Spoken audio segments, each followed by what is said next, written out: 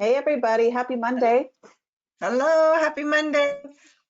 Once again, you have Shannon here. Hello, Dee Dee Henley, who's going to be co-presenting with me, and then Carrie Craig, who's off camera, but who's going to be working the Q&A window and is available if you want to chat or have any questions for her. So here we go. So today's session, we'll leave back up for a minute. So as a reminder, why we get together every week during this time is to provide a structure for one another, to stay grounded, to get present, to really anchor ourselves in something that's maybe outside of the noise and the frenzy that is often surrounding us right now. So today, we're going to be looking at navigating ordeals, which I think is very timely and relevant to right now. So ways to engage. So we would love it if you would chat with us, ask questions, and participate as we move through this. It helps us get feedback in the moment. It also helps you just keep your mind and your heart and your attention with us. So if there's questions that we ask, feel free to answer in the chat windows. And as a beginning to that, we're going to ask you to check in. Oops, sorry, I went too quickly there. Let's check in. Actually, I'm going to back up. Let's do it. So today's conversation is around, as I said, it's about navigating ordeals.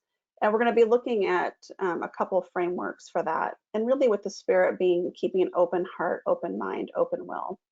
And from our perspective over at Henley, we've really been holding this whole pandemic as a global ordeal, that it's something that we're going through collectively. And how do we move through that in a way that really serves us and has us be ultimately better on the other side of it. So as a check-in today, once again, in the Q&A window, Carrie will be watching, take some time and just ponder what part of this pandemic has felt like an ordeal to you. And an ordeal meaning really something you're going through and you're not even quite sure that you're going to be able to figure it out or even survive it on some level. Ordeals can feel that big and that complex. It's the wilderness. We don't know our way out and we're in it. Yeah. Dee Dee, anything you want to add? Or an ordeal can feel sort of day to day, like, gosh, you got to make yet another dinner. Ordeals can be big or small. The ordeal of, yesterday was a holiday, and were you not able to be with family? That could have been an ordeal. So yeah. The way we frame an ordeal is whatever, it's a challenge. Yeah, I love the idea of dinner being an ordeal. It really is an ordeal for us right now. We're on day 30 of cooking 5 meals a day. And the question, what's for dinner, will send me over the edge right now. I'm like, I have no idea. I have no idea. Yeah. So let me just take a peek here. Carrie, has anyone had any time to respond to the check-in question this morning? Yes, I've seen that there's a few coming through right now. One of which is washing dishes constantly and being single, living alone. It's the small stuff like not being with family and keeping informed, leading to the larger ordeal of feeling of despair. Yeah. The ordeal of figuring out how and when we will be able to visit family again. Yeah. Let's see what else. The ordeal of trying to get food from the grocery store. Oh, groceries are a total ordeal right now. Absolutely. Absolutely. Yeah. The ordeal of not having an end in sight. We were just talking about that before we hit start on this thing, that there is no finish line to this one. None. Yeah. Great. Another person shared that they just started a new job, and that's been an ordeal. Okay. Wow. Oh, wow. Learning it remote, one of my coworkers is helping onboard people during this time, and he said it's just so wild. Like, starting a job and not meeting your team, and yeah. Oh my gosh. Good. Great. So thank you for that. So, once again, as a reminder, why we do check-ins is, to get ourselves into the conversation, to inform one another about where we're at. And I think we said this on the last time, but you hear yourself and others, and vice versa. Just and that in some ways points to like the bigger collective conversation that we're all in together, which is, we're all struggling with going to the grocery store and how do we work and how do we care for ourselves and how do we connect with people. So thank you for the check-in. So let me just see. So today's session, we're going to dive into, as I said, a framework that's going to, our intention is to provide you something to anchor yourself in around this. So we're going to introduce this idea called Theory U. And it was developed by the best and the brightest at MIT. And the book is about, I think it's like 2 to 3 inches thick. Yeah, it's a doozy. It's just a big, fat, brainy book. So today we have 25 minutes. We're going to give you the preschool version, which is just as powerful. So we're going to kind of strip it way down and provide you with a couple nuggets about it. And really what there is to know is that this is it's a framework for leading profound change, which from our point of view, we're in a massive shift. And a lot of the experts are saying, it won't be business as usual when we come out of this one, and the world will be different as a result of this. The framework allows us to look at what's the bigger meaning, or what's really happening as we move through this ordeal together, and what's really wanting to emerge on the other end of that. So today we're gonna play with this a little bit. We're gonna give you a couple tools that we hope will provide some relief and hopefully a different mindset for you to look at as we move through this together. So Dee Dee, do you want to go ahead and, oh, sorry, do you want to say some more about go back please. to that for just a second. We've been studying Theory U for about 15 years.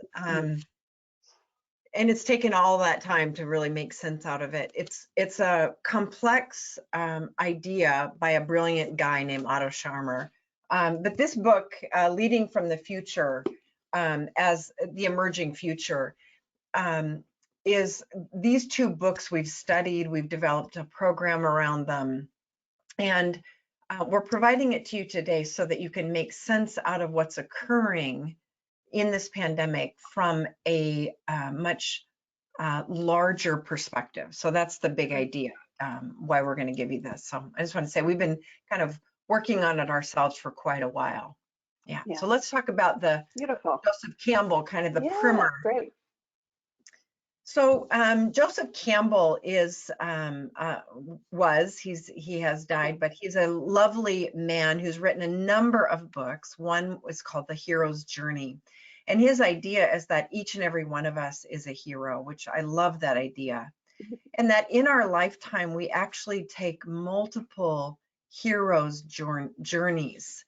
And so I don't know, Shannon, can you point, can you see my cursor on the screen or no? I can't, but I can point to things. Just tell me what to do. So if you'll point to that little walker guy up at the top. Yes. Yeah. So each and every one of us from time to time is called into an adventure. Now that's a great way to say we were called into the pandemic. I mean, it isn't often, I'll say it this way, often it isn't an adventure that you choose. Occasionally it is. I mean, you choose to go backpacking, you choose to have a child, you choose to start a new job and have a new adventure called working for this new place.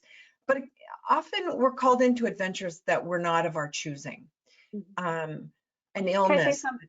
Yes, yeah, please. I'll say something right now about that. So the easiest way sometimes for the brain to latch onto like the adventure that we weren't called onto is any of our modern day movies that we've all found madly in love with, whether it's a Star Wars or Marvel or Lord of the Rings. They've all been called to an adventure that they didn't choose. Something was presented and they had to go forth and move through it. Yeah.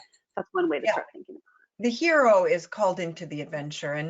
And so you'll see the line, we leave the known, Shannon was just talking about this, and we enter the unknown. And in the unknown, the rules aren't clear. We learn them as we go.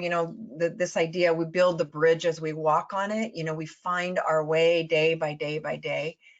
And most importantly, all the way down to the bottom of the abyss are challenges and temptations. What that means is we keep wanting to return to the known. We keep wanting to go back to the familiar. And yet that's not the nature of the hero's journey. The hero's journey is to actually willingly move down into the abyss or into, sort of the belly of the whale in that kind of terminology. And what is down at the bottom of our ordeal is a gift.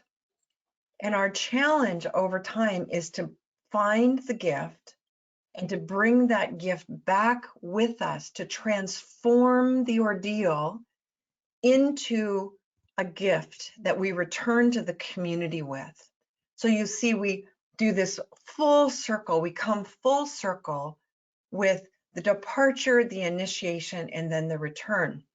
You know, if we stay down in the abyss, if we stay down in the belly of the whale, so to speak, and don't ever return, that doesn't serve anyone. So over time, we try to make sense out of what is this gift that we've been given. And I've read so many articles that people have written about the gift they're finding, or the environmental gift, the stop that we've had in our lives. So Shannon, what else do you want to say Yeah. about this model? No, I think that's great. I think that's beautiful.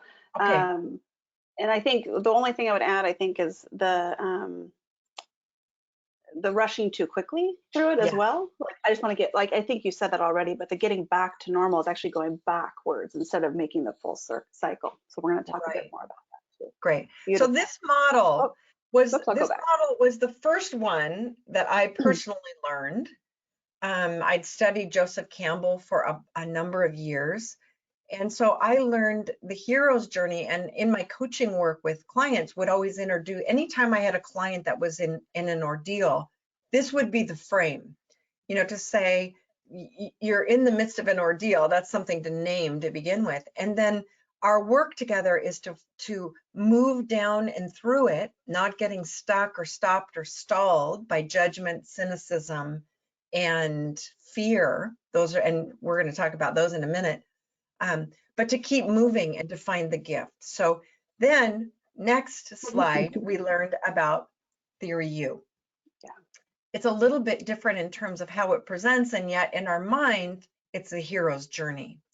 That's right. So we flip over and we go from sort of the beginning, the call to adventure through an ordeal invites you to keep observing, noticing everything. And I know yesterday I was telling the story, my husband and I went and socially distant, you know, went over to see our grandchildren with gloves and mask.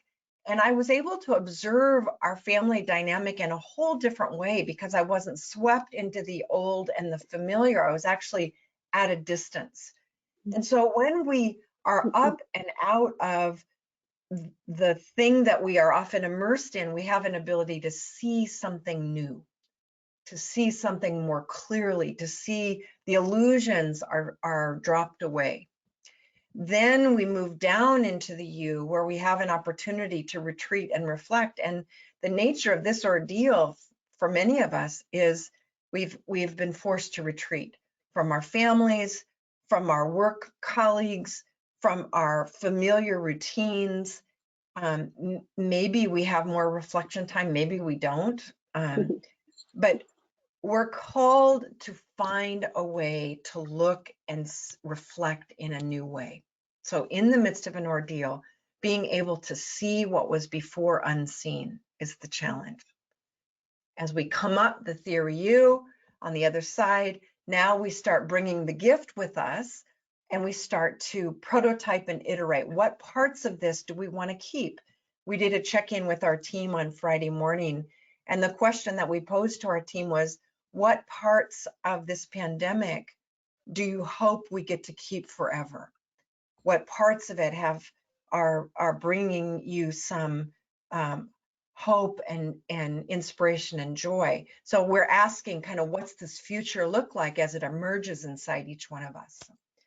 Shannon, anything you would add from what you know about theory U? I think, you know, for me, I always like it, like easy things to remember. Yeah. And for me, the simplest way I've welcomed to this framework is just that there was an old road. Yes. There was an old road that led us right to the tip of this U. Yeah. And then we went off of it. And, you know, the old road maybe ended on March 11th when they declared the pandemic. The old road may have ended way back in December when the first case, it doesn't matter, but there was an ending. Yes. And then we slide down into the bottom and we work diligently and we welcome all sorts of new things to end up on a new road, which takes off from that arrow on the right-hand side. So old road, ending, dip into the U, new road. Yeah. Our work is to keep heading toward that new U. That's So right. so to the new road. So for today, we're going to focus on 2 areas. So we're going to give you a tool that helps with some listening, like how Yeah. do you listen? And then a tool just around staying connected to sources of inspiration. So Dee Dee, would you mind stepping through? We're going to start with the 3 voices. So this is around Sure. keeping ourselves connected in the process. So before we have entered the ordeal, when we're in the familiar and we're up on that ledge of the known and we're about to tuck off the edge, fall off the edge, Be we're like pushed off the edge. be pushed off the edge, whether we wanted it or not. We often we'll start noticing, if we're listening, 3 voices. The voice of judgment, which is all of the judgments that you have. I notice when I go to the grocery store, I judge people who aren't wearing masks. When I am around my neighbors, I notice that I'm judging them for having people over. Like, that's not the rules. We're not supposed to be doing that. I may judge myself. I make mistakes. And in this pandemic, I'm doing things that that I'm not aware of, and all of a sudden I'm touching something that I shouldn't be touching. So the voice of judgment can be towards others or toward ourselves. The voice of cynicism is where our heart, so if the voice of judgment comes from our mind, our thinking, the voice of cynicism comes from a closed heart. And cynicism, even on our conversation before we started the webinar, I can go to a place of cynicism about our world. What's it going to be like? Are we ever going to be able to touch people again freely? What's the impact on my grandchildren? Will they forever be afraid? I can notice that I have some cynicism happening for myself. I see it in our news, being cynical about our leaders, being cynical about what we've done to our environment and our planet. So the voice of cynicism is a closed heart. And then finally, the voice of fear is kind of arises from our gut. We're on guard, we're afraid. And oh my gosh, I see and hear lots and lots of fear. And sometimes I can have it rise inside of myself. So the 3 voices are worth listening to, only to mark them. Like, where am I being judgmental? Where am I being cynical? Where am I being afraid? And noticing those and marking them as oh gosh, that's what I'm doing. Some accountability. And then Shannon, I think you're going to take us through the next. Sure. Yeah. Yeah. Yeah. So, and the one other thing to know about these voices is they keep you from moving into that bottom of the U, or they keep you from claiming that gift in the hero's journey. They actually want you to go back to normal. They want you to go back to what is known, Right. and they will stop you from moving down. Great. So Great. the work here is, if you hear yourself having a voice of judgment, which we all do all day long, whether it's grocery store shoppers or our own, I notice I have a lot of judgment right now about how effective I am at work or with my family right now. There's a lot of judgment going with myself. Self-judgment. Yeah. Self-judgment. My work is to have an open mind, is to bring curiosity, to inquire, and to look with fresh eyes. That's the work. When you hear the voice of judgment, the work is to set the judgment down and look newly at what's being presented to you. The next thing, if you hear the voice of cynicism, which is, as Dee Dee said, will it ever go back to normal? This isn't going to turn out. Oh, we should have all known this was coming. How obvious? All the swirl of cynical Why voices. didn't we do something sooner? Why don't we have effective leaders, et cetera, et cetera? Yes. Or you can't trust them. They're going to change their mind anyways. Oh, that was the other message. All the things that we hear all the time. Yeah. The work is to have an open heart, that we bring a lot of compassion, that we, this says to sense from the field, which is a big, huge concept, but really the work is to have compassion, to look more globally, to look big picture, and to be willing to be more empathetic and inclusive of everything that's happening. There's going to be a lot of things that change, a lot of information that flip-flops. There's going to be ways that we work, and then we have to change really fast. It's going to require a lot of compassion. over time as we adjust. And the last one, if you hear the voice of fear, really the work is to have an open will, that you continue, that you take baby steps, that you perhaps take one action that's on behalf of moving closer to that future that you know is wanting to happen. The work is to move toward what's unknown and fight in some ways, the desire to go back to what's normal and what you know already. So the voice of fear, the work is to have will to keep moving through it and toward the new. Dee Dee, do you have something you want to add? Yeah, I always think about being willing to do what you don't want to.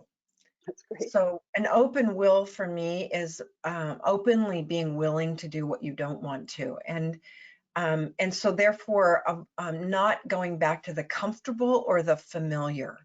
Mm-hmm. And that takes courage, because I often create my world to be comfortable and known for me, and it feels safe that way. And yet, what's the courageous step toward the unknown, the unfamiliar? And remember, if we talk our brain talk a couple of sessions ago, the mind likes the novel and the new. It likes adventure. Routine is boring for the mind. So we want to be moving out in the direction of the unknown and the unfamiliar. We'll actually have a healthier brain at the outside of this. So great.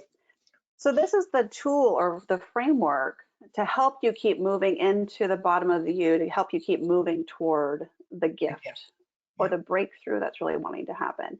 And really the work is just to listen for them and then make a choice. Do I open my mind? Do I open my heart? Do I open my will right now, depending on what's being presented to me?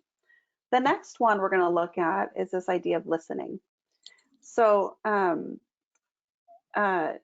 going to look at what are we listening for and how are we listening to ourselves, to the people around us, to the ways that we work, to the way all of this is unfolding. So there's 4 levels of listening during the theory U process. So once again, we've left the old road. We're on this big U journey. We're going to emerge on a new road, and we will emerge on a new road. That's the good news. There is one out there. As you move through it, there's 4 ways you can be listening as you move through this. And Dee Dee, feel free to chime in as I move through these. So the first way that we listen when we begin a journey or when we step off into the abyss is this idea of downloading or even just listening from our old habits. And this is like our automatic way of listening. We don't have to even think or work at it. It's just always happening. It's our judgments, it's our opinions, it's our perspectives, it's everything that's pretty well established in us.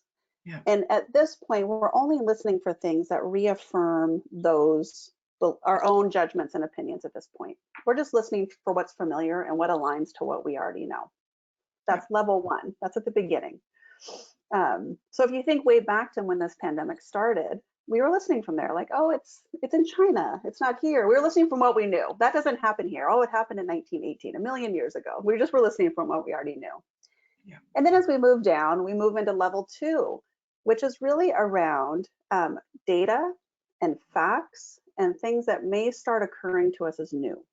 All of a sudden, we have a little peak interest in something. It doesn't sound the same, and we start orienting ourselves around the data and the information that isn't necessarily aligned with us, but is starting to point us toward that there's something new unfolding over time.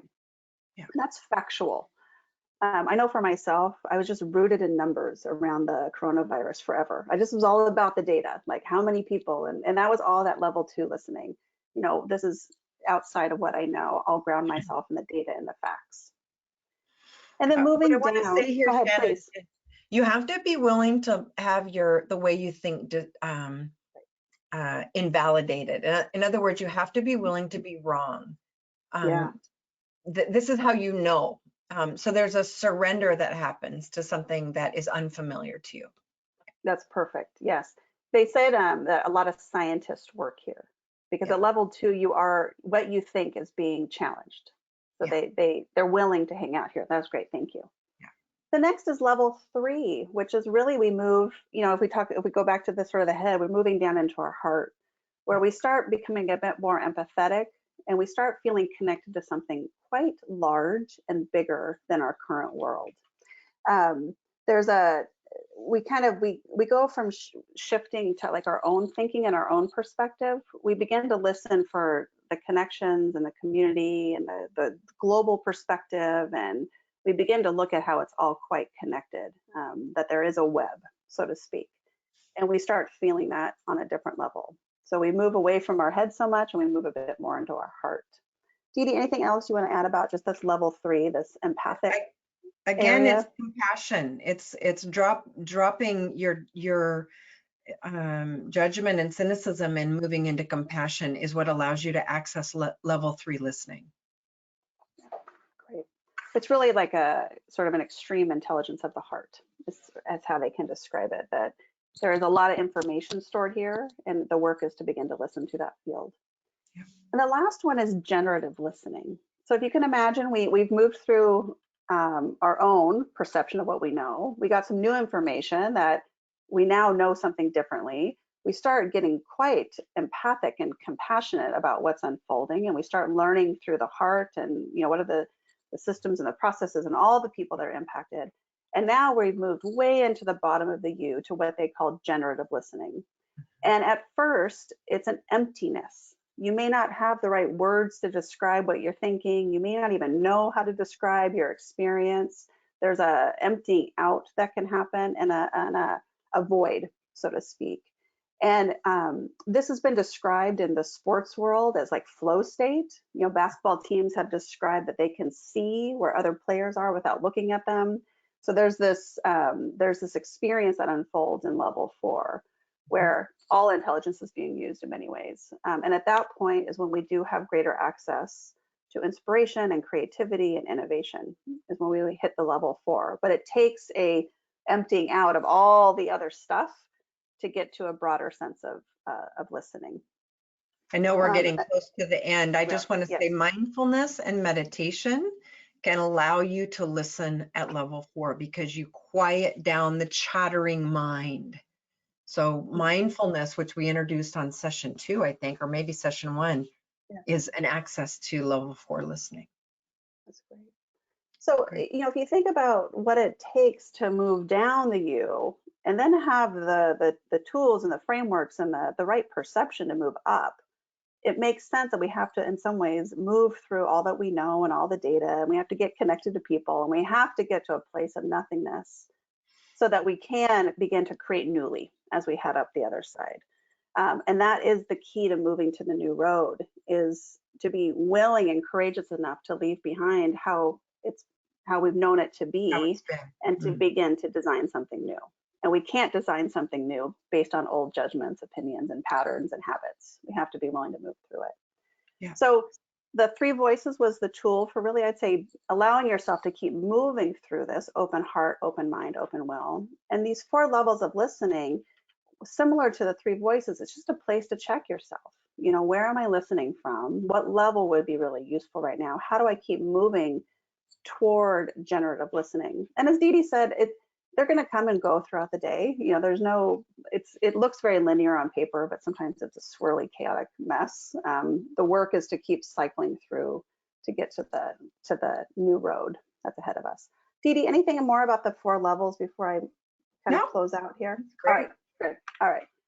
So the kind of recap and next actions. So your work for this week, should you choose it, is to be a hero, is to choose to take on that hero's mindset and to say yes to the adventure and do what you need to do to keep moving down that U, to have an open heart, open mind, open will, and to be willing to play with the way you're listening. You know, bonus, do some reflecting on what's the new road that is waiting to be revealed. You know, what's wanting to happen. There's a lot of people writing right now about really the gift that we're being presented with as far as reassessing how we work and the ways we work and how we even operate as a community and a society. And so I'm curious for you what yours is. You know, what do you think's wanting to happen out of all of this? Dee Dee, any closing comments from you? Well, no, I mean, I see each and every one of us as heroes. You know, we are all navigating an extraordinary adventure. And the way you hold it has everything to do with the quality of the adventure that you participate in. So the more sense making you can do, the more returning to open mind, open heart, open will, the better the adventure will be for you and for your family. So That's great. So yeah. thank you, everybody. I wish you all a you know, a great week, Yeah. however that looks for you, and really whatever it takes for you to experience it being a great week. I wish that for you. As always, we're available should you need anything between now and next week. Thank you for being with us. Deeply appreciate the conversation, and we'll see you next week. Bye-bye. Bye-bye, everybody.